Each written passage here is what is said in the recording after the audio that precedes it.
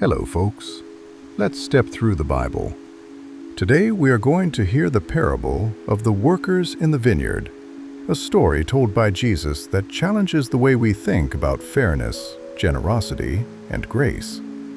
Jesus was speaking to people who worked hard every day and knew very well what it meant to earn a living. So he told them a story they could easily understand.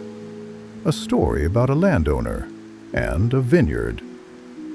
Jesus said that early in the morning, a landowner went out to hire workers for his vineyard. He agreed to pay them a fair wage for the day, and they gladly went to work. The sun rose, the work began, the vineyard filled with movement and effort. Later that same morning, the landowner went out again and saw more people standing in the marketplace with no work to do. He invited them to work in his vineyard as well, promising to pay them what was right. He did the same thing at noon, and again in the afternoon. And then, near the end of the day, when only 1 hour of work remained, the landowner went out once more. He saw people still waiting. He asked them, "Why have you been standing here all day doing nothing?" They answered, "Because no one has hired us." So the landowner sent them into the vineyard too. When evening came, it was time to pay the workers. The landowner told his manager to begin with the ones who came last and to pay them first. To everyone's surprise, the workers who had worked only 1 hour received a full day's wage. When those who had worked all day saw this, they expected to receive more.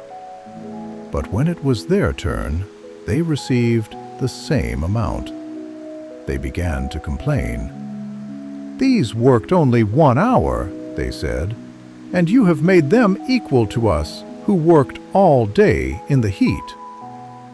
The landowner listened and then spoke gently. "My friend," he said, "I am not being unfair to you. You agreed to work for this wage. I have kept my promise. Am I not allowed to be generous with what belongs to me? Or are you upset because I am generous?" Jesus ended the story with a powerful reminder.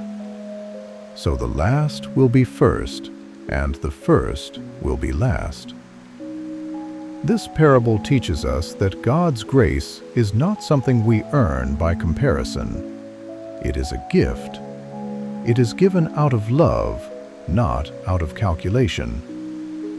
Sometimes we focus on what others receive and forget the blessing we already have.